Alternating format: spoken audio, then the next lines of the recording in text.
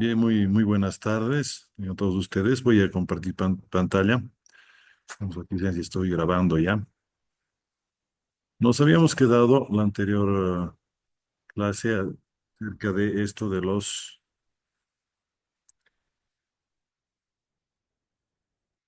dispositivos de detección óptica. ¿Me confirman si se puede ver la presentación, por favor? Sebelic. Ok, gracias. Bien, entonces habíamos visto lo que era la emisión fotónica y esencialmente teníamos dos tipos de emisión, ¿no? Lo que era la coherente y la no coherente, ¿no? Cuando hablamos de la coherente estamos hablando de diodos láser, que son los que más se utilizan, y cuando es la no coherente estaríamos hablando de los dispositivos tipo LED, ¿no? Ahora, eh, el proceso de detección fotónica es justamente al revés, ¿no? Es decir, nosotros vamos a tener un proceso de incidencia fotovoltaica y esto iba a permitir, por ejemplo, detectar una variación en lo que sería la corriente, ¿no? Por ejemplo, digamos, aquí estamos viendo un optoacoplador, ¿no? Tomando en cuenta lo que sería un emisor y un detector. En este caso, el detector es un fototransistor. Ahora, ¿cómo se realiza la detección fotónica? A través de lo que se llama la polarización inversa, ¿no? Polarización inversa en dispositivos, obviamente, semiconductores, que lo que van a hacer es crear un déficit de energía que se va a compensar cuando llegue un fotón, ¿no? Entonces, esto, igual que lo que teníamos era una recombinación en el nivel de Fermi, por ejemplo, para poder emitir un fotón, nosotros vamos a tener la absorción en forma de portadores eléctricos, ¿no? Entonces, de tal manera que estos portadores que se convierten de luz a electrones, si podemos llamarlo así, vamos a tener justamente el proceso inverso que lo que teníamos antes, ¿no? Esencialmente vamos a ver dos tipos, ¿no? Los diodos PIN y los diodos de avalancha, ¿no? Ambos funcionando en polarización inversa, lo que va a hacer es la posibilidad de reducir un poquito lo que sería la producción, ¿no? Es decir, de los 100% fotones que llegan, en el caso de los diodos PIN, va a llegar a tener una eficiencia menor a uno, es decir, que no todo el 100% se va a convertir. Y en los diodos de avalancha puede ser mucho mayor, gracias al efecto avalancha, ¿no? Generalmente cuando hacemos clases presenciales hacemos una dinámica en esa parte para que se entienda un poco mejor, ¿no? Pero creo que todo el mundo ha visto una avalancha, aunque sea en película, ¿no? Entonces, ¿cómo vamos a tener la eficiencia fotónica en recepción, ¿no? Vamos a tener el número de portadores detectados sobre el número de fotones incidentes, ¿no? Ahora, la eficiencia de un fotodetector, vamos a tomar en cuenta la corriente de salida de un fotodiodo sobre la potencia óptica, perdón, incidente, ¿no? Ahora, bueno, si vemos un poquito la ecuación, ¿qué sería la corriente de salida de un fotodiodo? ¿No? Vamos a tener N por E por lambda y H sobre E vamos a tener todo que va a ser prácticamente lo que sería esta relación, que podríamos tenerlo directamente tomando en cuenta que son constantes, ¿no? Constante del Planck, constante de la velocidad de la luz, etcétera, y la carga del electrón, nos va a tener directamente que va a darnos la eficiencia cuántica por la longitud de onda, ¿no? Y esto nos vamos a dar amperes sobre vatio. En el caso de los fotodiodos PIN, vamos a tener una incidencia capturada. Y bueno, fíjense que el campo que se va a tener en equivalencia es muy similar a lo que tendríamos en producción de LED, ¿no? Mientras que en el caso del diodo de avalancha se va a producir una zona de rebote, si podemos llamar así, donde cada fotón va a producir igual uno o más electrones, pero en este caso va a ir chocando un electrón con otro y ahí se va una multiplicación de colisiones que, bueno, hasta afectar los electrones en la zona, se tiene el mismo efecto como si fuera una avalancha, ¿no? Obviamente, como habrán de suponer, los diodos PIN son más baratos, pero en los APDs tienen mayor sensibilidad, ¿no? Ahora, se tiene el efecto de amplificación fotónica, ¿no? El problema, digamos, de los diodos de avalancha es que la estructura es más compleja y tiene problemas con la temperatura, ¿no? Y obviamente necesita más corriente de polarización, ¿no? Entre los efectos más importantes de los diodos PIN es que tenemos una respuesta lenta y la sensibilidad y el rango dinámico son bajos, ¿no? Es decir, nosotros vamos a tener que amplificar bastante lo que sería el caso del diodo PIN, ¿no? Ahora, el ruido de esto va a estar tomado en cuenta por el ruido de disparo, también conocido como ruido cuántico, que estaría asociado al nivel mínimo de disparo. El ruido de corriente asociado a la oscuridad, ¿no? Por inercia generará una luz eh, después del pulso, bueno, va a haber una cantidad de fotones que aún siguen llegando, ¿no? Por el efecto del multitrayecto, o el canal Rayleigh. Y el ruido externo que está asociado a la estructura, la instalación y la estructura molecular, influenciada por equipos vecinos, ¿no? Es decir, que puede haber ruido luminoso, si podemos llamarlo así, ¿no? Entonces, esta sería la ecuacióncita que nos va a dar, ¿no? Que donde la corriente de ruido va a estar dada por una sumatoria de las corrientes anteriores, ¿no? Y la corriente de la señal útil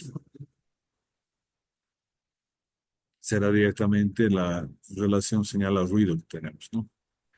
Ahora, ¿por qué tenemos cuadrado? Porque en realidad lo que tenemos es una relación de potencias, ¿no? Tomando en cuenta que la resistencia nominal es para ambos la misma, se cancela y ahí directamente sería la relación de corrientes, ¿no?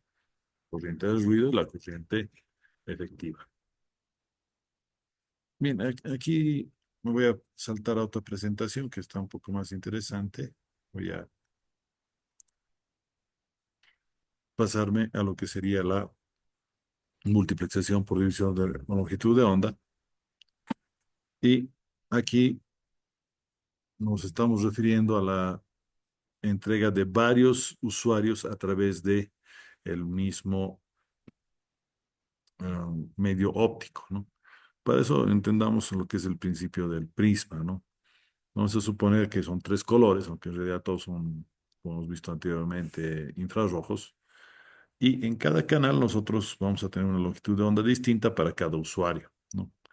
Comparémoslo como si fueran colorcitos a través de un prisma, ¿no? Es la típica muestra, ¿no? Entonces el espectro va a ser más que la suma de los espectros de cada uno de los usuarios. Y en el dominio del tiempo esto va a estar todo mezclado, ¿no? Pero en el dominio de la frecuencia, o si ustedes quieren, la longitud de onda, pues, cada uno va a tener su propio canal, ¿no? Entonces, al tener su propio canal, cada uno va a ir a su propia velocidad y a su propio ritmo, ¿no? En todo caso, es como si estuviéramos enviando a través de la fibra óptica todos los colores y a la salida tendríamos solamente el efecto pues inverso, ¿no? Entonces es como si juntáramos todo en un color blanco y después expulsáramos todo en sus respectivos colores. Repito, no es blanco, sino es infrarrojo.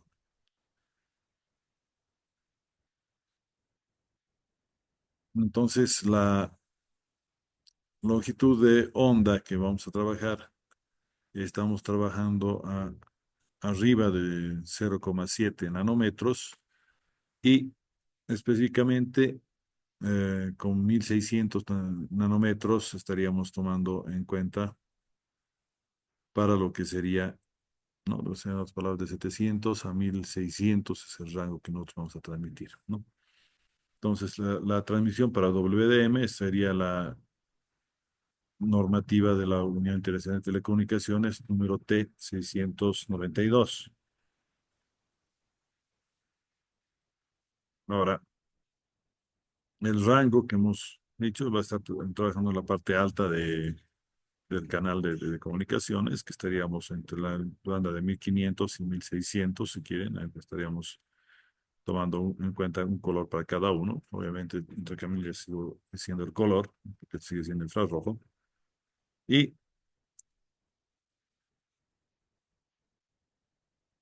tendríamos la demultiplicación que va a ser justamente por príncipe, ¿no? Donde vamos a tener una serie de lentes que van a permitir filtrar, entre comillas, la señal, tomando en cuenta lo que serían los distintos tipos de fibra localizados en cada uno.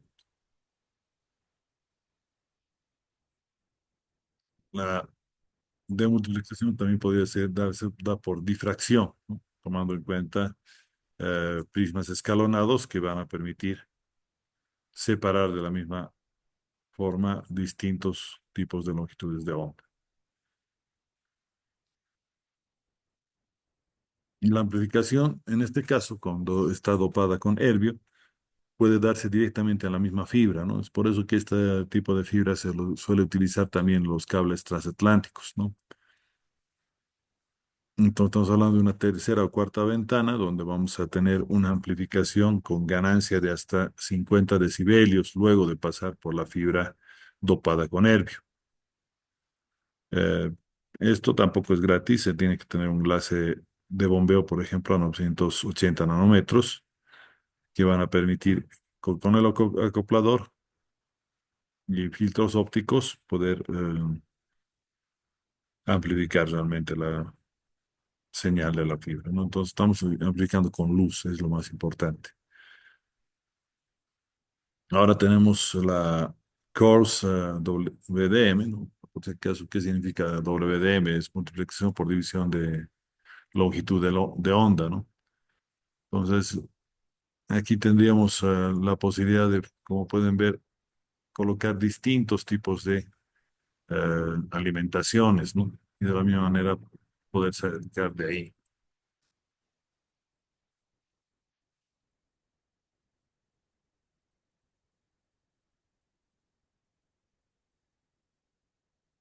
Aquí tenemos un ejemplito de un transportador de CWDM y aquí un multiplexador de multiplexador.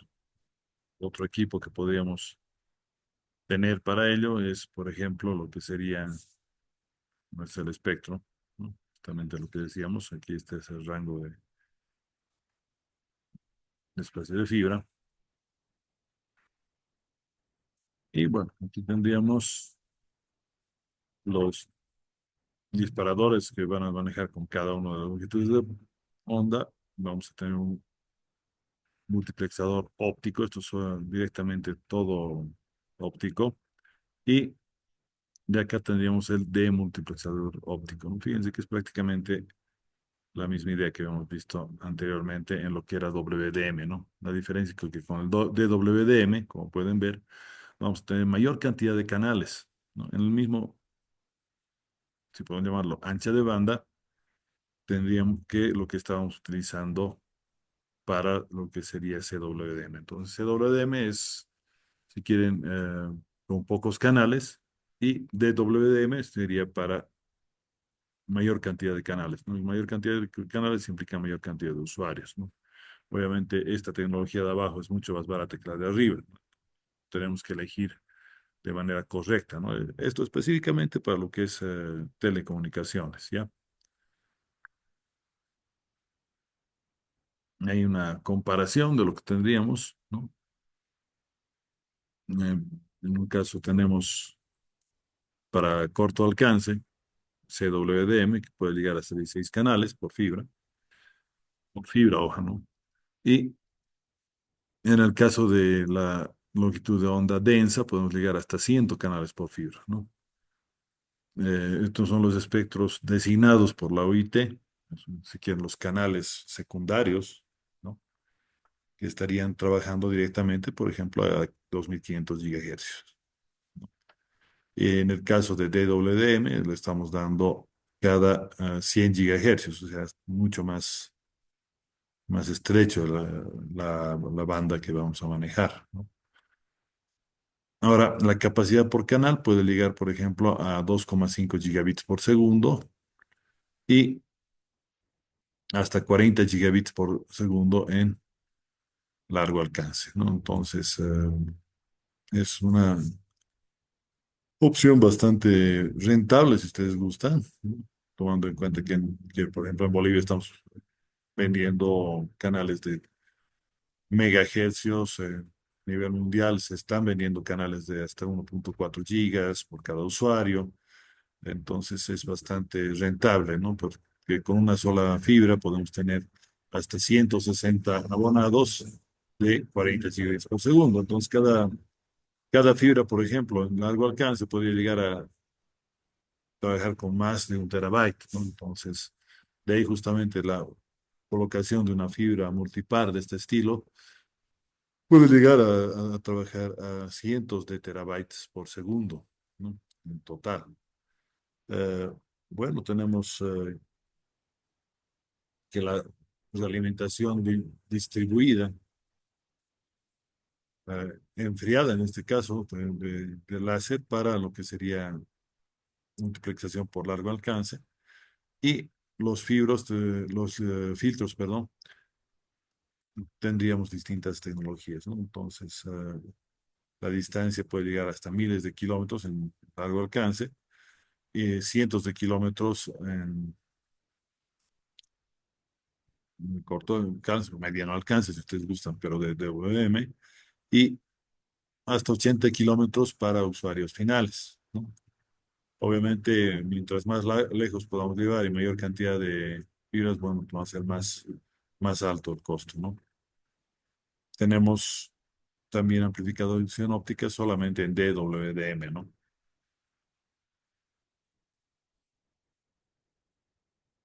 Ahora, tenemos la opción también de tener add-drops ópticos, ¿no? Eh, ¿Qué es un add-drop? Es la posibilidad de meter y sacar señales en el mismo dispositivo, ¿no? Es decir, que tanto para la bajada como para la subida podemos realizar la extracción y la inserción de nuevos canales en un trayecto específico. Algunos componentes, bueno, los puentes de luz, aquí están los capladores instalados sobre el panel. Luego tendríamos, por otro lado, por ejemplo, lo que serían moduladores y amplificadores ópticos y lo que sería, por ejemplo, los conmutadores y directores. Todo trabajando directamente a nivel óptico y simplemente óptico, ¿no?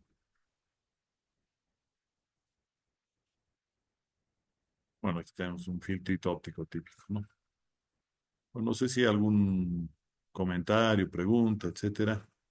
Estoy presto a escucharlos.